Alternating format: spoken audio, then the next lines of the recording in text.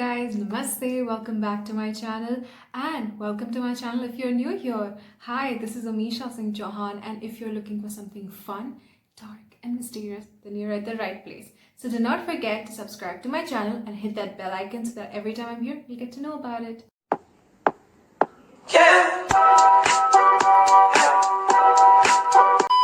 So today is Spooky Sunday. Yes, we're not gonna talk about murder today.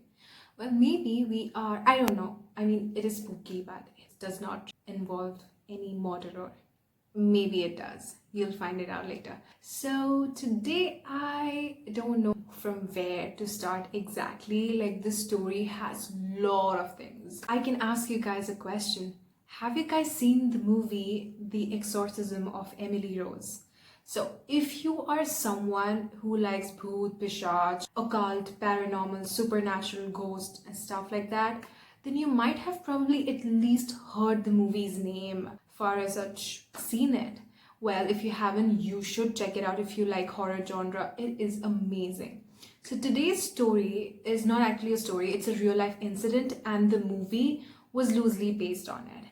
So let's begin. We're not going to talk about the story of Emily Rose. Instead, we're going to talk about Anneliese Michel. Anneliese Michel, like shown in the movie, wasn't an American. Instead, she was a girl from a very small town in West Germany, Bavaria, called Liebelfink.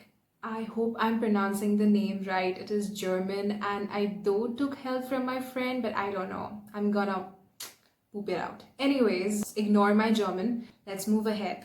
So she had a very strict and religious upbringing. She was so religious that she would go to mass twice a week. So that was how she was grown up. She was well-mannered, she was religious, she would pray a lot. Everything was perfect. She was the oldest of her siblings. She had younger sisters and her parents were Anna and Joseph Michel. So when Anneliese Michel was 16-year-old, almost like 16-year-old, she had a very weird incident. All of a sudden, in the middle of class during her school time, she stood up and she started walking around the aisle. And later on, when teachers and classmates were asked, they said that she looked out of trance. And Anneliese Michel couldn't even remember anything. Now, in that episode, she had a seizure attack. She had convulsions, her body started shaking, a typical seizure attack. That was the first time.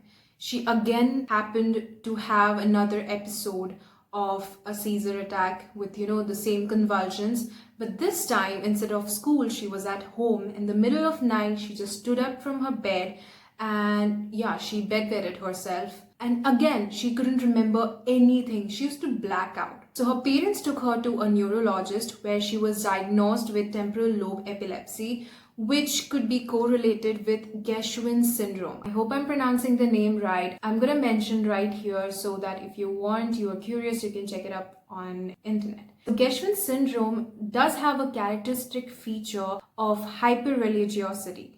Yes. So in this hyper-religiosity, what happens is a person's belief in religion is so intense, is so strong that it starts acting as an obstruction in everyday functioning. Now, which could be related to Anneliese Michel's case. You would understand it better as I move ahead. Now, she started complaining of having hallucinations every time she prayed. So Anneliese Michel complained that every time she would pray, which she did quite very often, she could see a demonic figure, a demonic entity, and sometimes this figure would come close to her ears and whisper that she is damned to hell and she will rot in hell.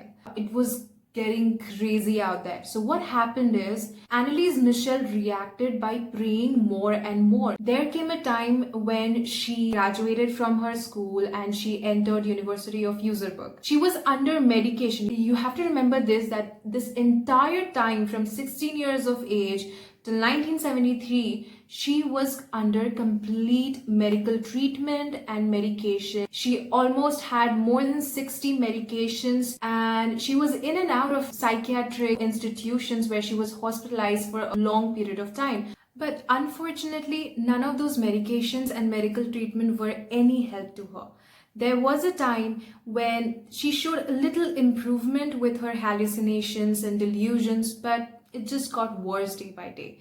It came to such a point that she became suicidal, and she was even later on diagnosed with depression.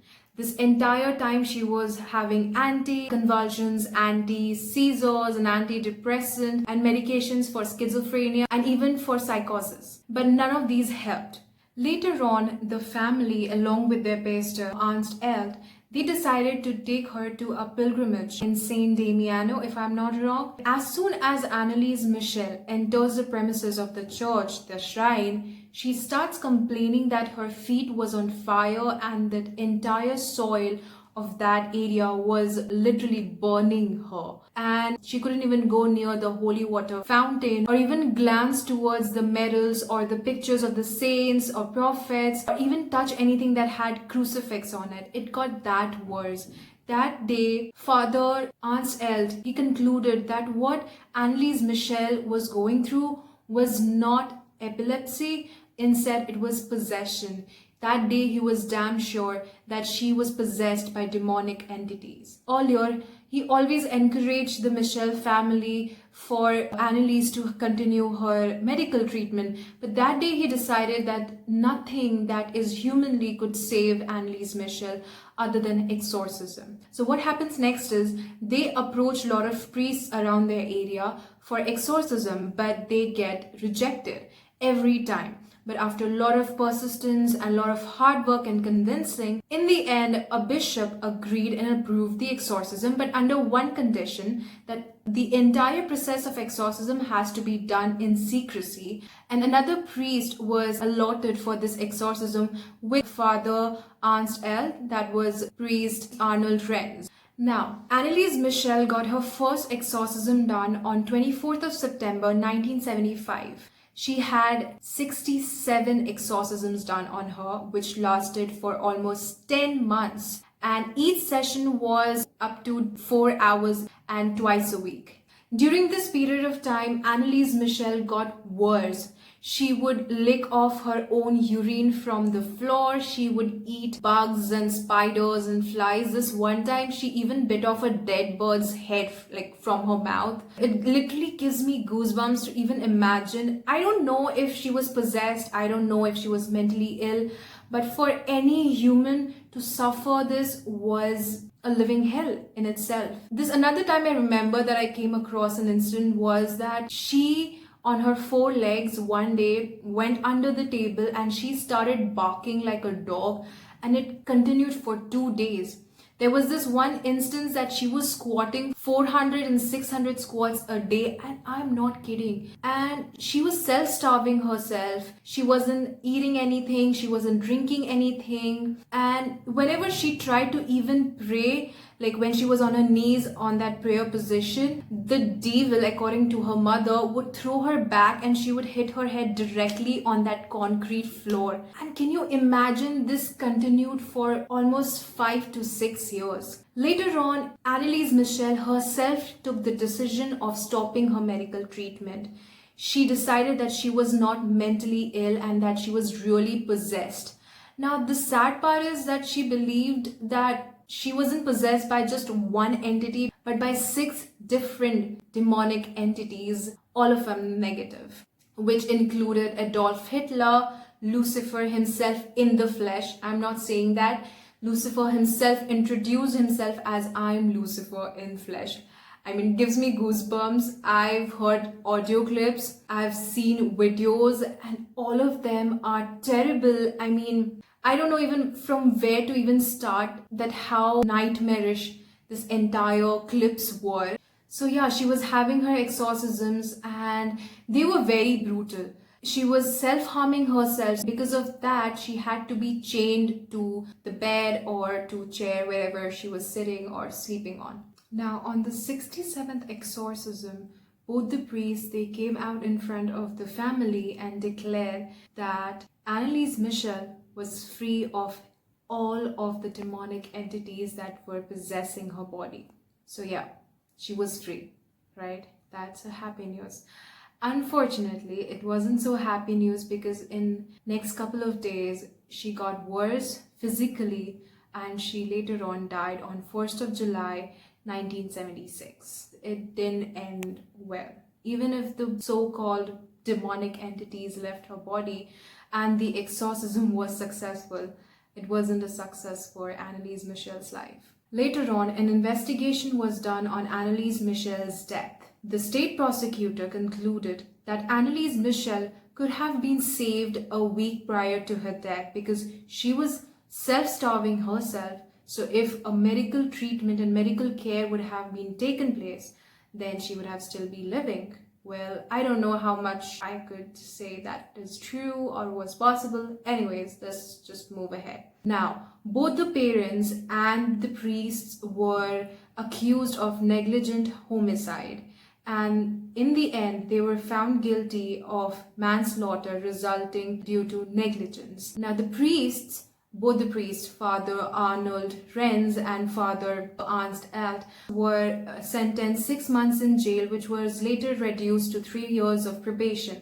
Whereas on the other hand, the parents, they were found guilty of negligent homicide of Anneliese Michel, their own daughter. But both the parents, Anna and Joseph Michel, were exempted from punishment because they had suffered a lot already, which is a criteria in German law. As a psychology student, for those who don't know, I am, all the symptoms that she was showing, hallucination, delusions, and those weird behaviors and things that she was doing in layman's language, if I have to explain, it showed that she could be schizophrenic and like she was diagnosed of psychosis and temporal lobe epilepsy and depression. I don't know. I mean, I feel that she was mentally ill. Now, again, this is my opinion. This is my perspective. It is something that I feel is a possibility in Anneliese Michel's case. Now, another thing, Anna Michel, Anneliese Michel's mother, had an illegitimate child out of wedlock. Her name was Martha. And this brought a huge shame on her family to such an extent that when she was wed off, she had to wear a black veil, which was a sign of impurity. After the wedding, Anneliese Michel was conceived. Ever since Anneliese Michel came to an age where she could understand and grasp things, she was encouraged to pray for atoning the sins of the youths that, were misled, who were doing drugs and various other sinful activities. Also, Martha died at the age of 6. Now, you have to remember that from a very young age, she was pushed. I don't know, I should use the word pushed. I don't want to spread any kind of negativity towards any religion. Let's just say that she was encouraged to redeem for sins of others. Now, also, coincidentally or for some reason, when she was so-called possessed by demonic entities, she repeated one thing again and again, and that was, I want to atone for the sins of the wayward youth and the apostate priests of modern church, end quote. But then it was too cruel for her to, go through all what she was suffering physically and even mentally. So in the end, I don't know, till date, I cannot say that she was possessed. I'm a skeptic, by the way. I'm not a believer or a non-believer. I'm a skeptic. And to be frank with you guys, I feel like she was mentally ill. That's what my opinion is, and I'm repeating again and again. I would love to know your opinions. Like, I've told you everything that I could find. I tried to do as much detailed research in this case because there are a lot of documentaries on this case. There's a movie made and everything. And this is what I came up with. In fact, I also found out that on her grave every year, especially on the day of her death,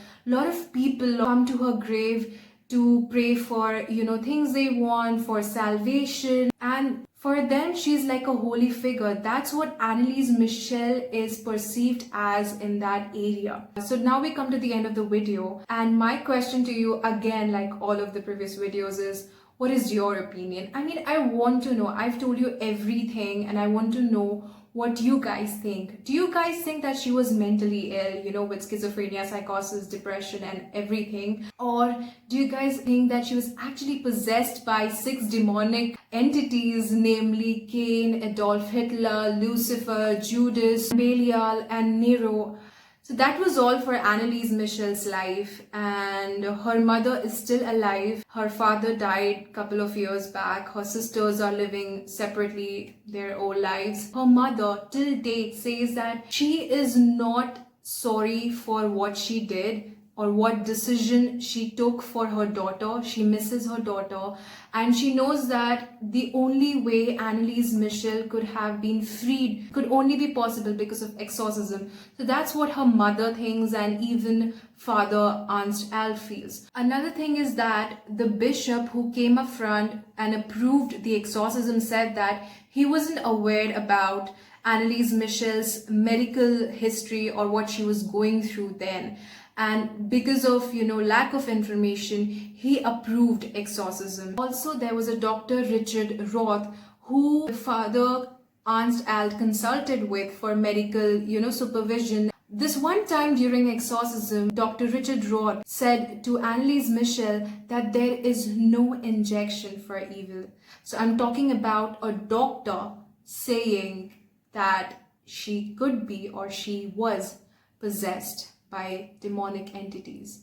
This case is a prime example of clash between faith and medical science.